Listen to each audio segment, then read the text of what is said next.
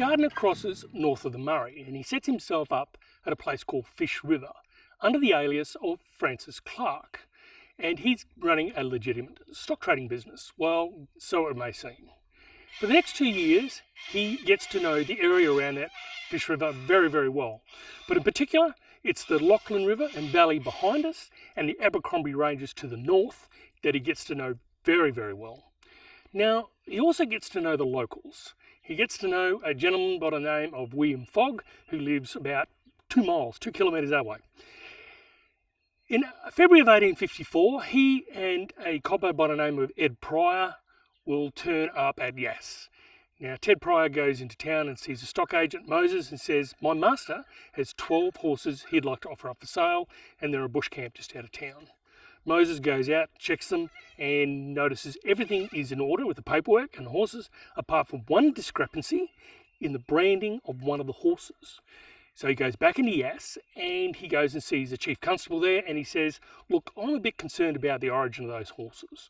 The chief constable goes back out in the bush, and he has a look at them, and he notices that 5 of them have got the branding of a guy by the name of Reed. And now Reed lives about 80 kilometres north of Yass. So the constable calls for Reed to come to Yass and check these horses out. Reed comes down and it confirms that those 5 horses are his, and they were never offered up for sale and were never sold. So the constable goes into the Royal Hotel in Yass and arrests both Gardiner and Pryor. Now, both these gentlemen are carrying revolvers, but they don't offer any resistance because Gardiner is one very cool character. And he knows that getting into a shootout with the police and killing somebody will result in him getting hanged. They will be charged and taken to the Goulburn Circuit Court, where the Reed will testify he lost 15 horses about 6 months earlier. 5 are recovered at Yass. Gardiner will get 7 years for that crime, and Pryor will be found not guilty. On a second charge of stealing 1 horse and 1 gelding out of the same mob, Gardiner will get another 7 years to be served at the expiration of the first. That's 14 years for stealing those horses. Pryor will also be found guilty on the second charge of stealing those horses and will get 3 years at Parramatta Jail.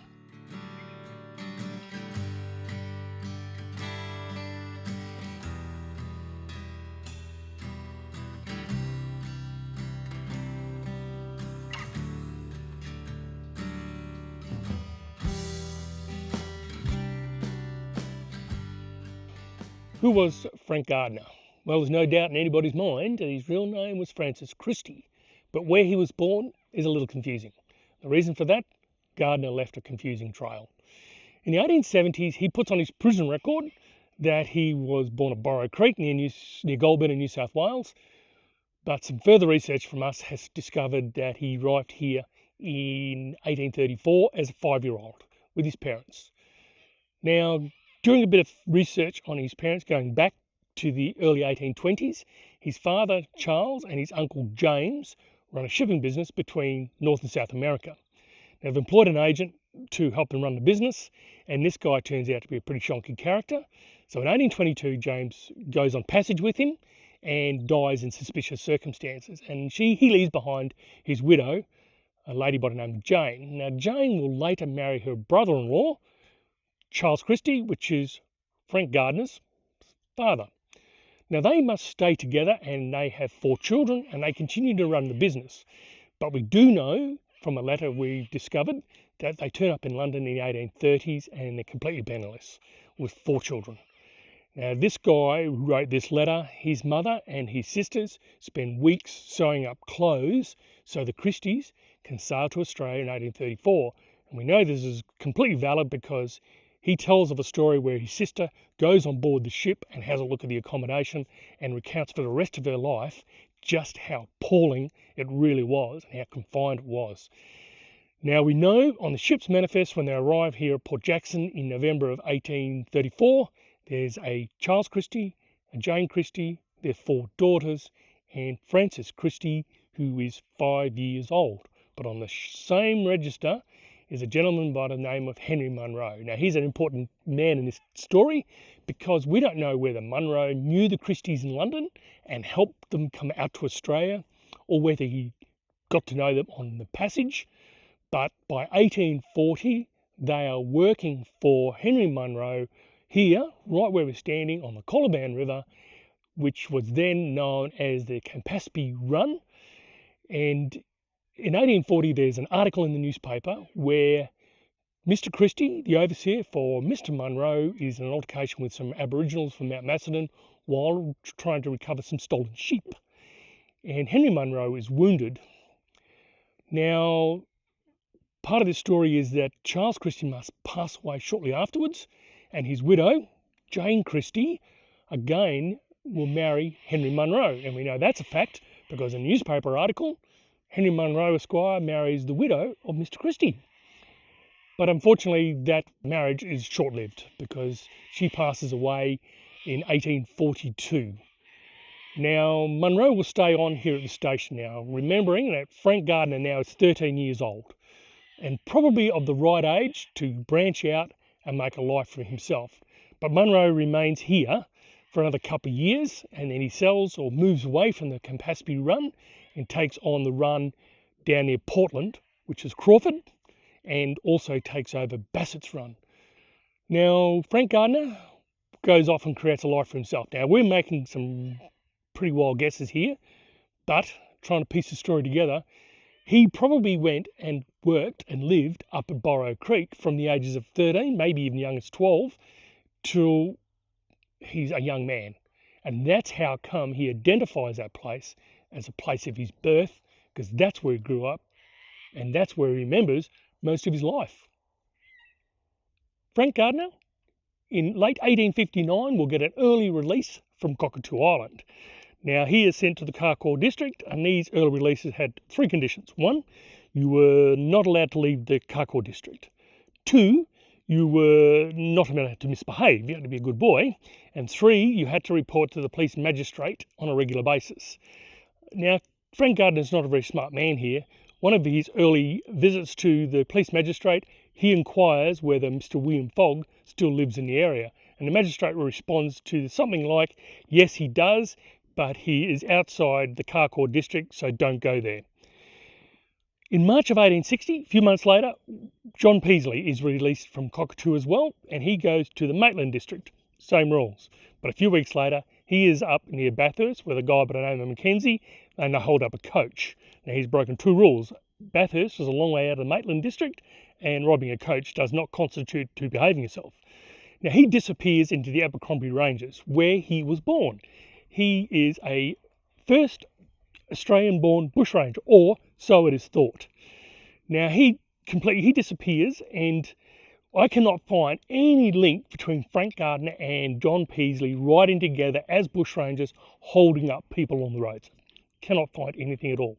Not saying they didn't do it, but there is nothing in the papers that says Frank Gardiner and John Peasley held up Mr. Blocks. It doesn't exist. Now, we need to take a holistic view of the area at this time because things are changing and are changing dramatically. In the late 1850s, there was a land bill passed that opened up the whole area west of the Weddin Mountains, and it has allowed a whole new range of squatting leases to be released. Now, it is opposed by all the existing squatters and leaseholders because in the old days, they could let all their cattle wander out into the Western District, round them up a few times a year and mark them and sell them, no problems, because there was no one out there. Now they've got all these leases out there, these new squatters are looking to build their own stocks. So if these cattle go wandering through their lease, they draft up all the unmarked ones, or anything else they like, building up their own stocks and sending the rest on their way. So these squatters are losing cattle, and they're considering it stealing, and they're putting a big demand on the police to say, hey, stop these guys from stealing our cows. The other problem they've got is that 1860, only 6 months after Frank Gardiner gets out of jail, gold is discovered at Lambing Flats. And with that comes thousands of people into the district. In actual fact, on the creek near Burrangong, not far from Lambing Flats, where gold is discovered, it goes from nobody to about 30,000 people in a few months. So there's a massive demand on police resources to maintain law and order. So much so, in September of 1860, that's only 9 months after Frank Gardiner gets out of jail, there is an article in a paper where there's a big complaint that it's unsafe to travel the roads. that more police and more constables are required to defend property and life. So in that article, they're not talking about anybody in particular, they're just saying it is wholesale unsafe.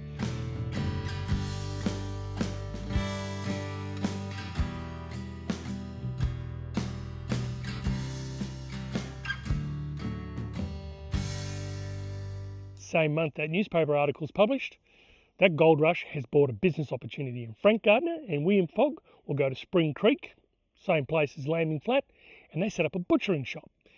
Now, to get the cattle they need to feed all these thousands of people, they get the help of two young men, a John Gilbert and a John O'Malley. Now, John Gilbert is a stockman at Barragong, and John O'Malley's parents live at Weddin Mountain. He's an Australian-born lad. And they will go around the western districts acquiring cattle. Now, the story goes that some cattle they bought and some cattle they didn't.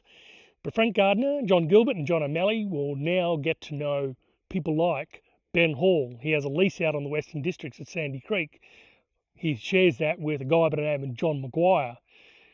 They go to Wago Mountain, where the family of Walshes and Browns live. They stop at the shanty owned by O'Malley's dad. They start to get to know the area really, really well and the people in that area. But back at Spring Creek, they're becoming local heroes because they're bringing back fresh meat at a reasonable price and business is booming for them. So much so, it's actually attracting the attention of the local constabulary at Barragong Creek. But such was their popularity that their memoirs, the memoirs of an old lady, will be published, and she will mention in a short article, William Fogg and Frank Gardiner were lovely young men who provided meat at a reasonable price and a good quality, much different to those other men who were charging a fool's price. And she describes them as lovely men that were forced into the lifestyle they chose.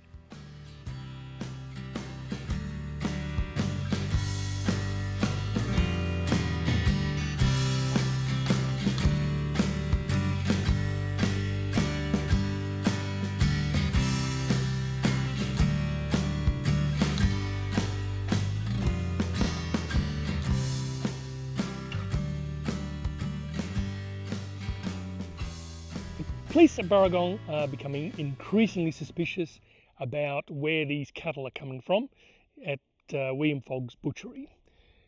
And along comes a senior policeman by the name of Frederick Pottinger, and he arrests the two on suspicion of cattle stealing based on the fact they're selling cheap meat. And they'll be sent to trial. Now, they're put in jail, and such is their popularity amongst the people in the area, probably they're getting a little peckish, no meat, that they raise a petition and they're let out on bail, much against the better judgment of the police, and for good reason.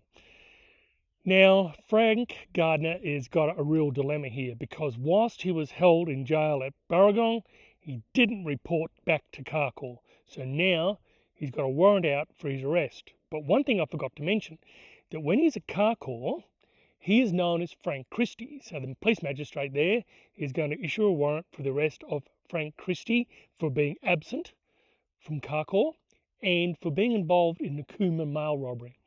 Now that we'll talk about later. But the police magistrate of Barragong is going to issue a warrant for arrest for Frank Gardiner for not appearing at his trial.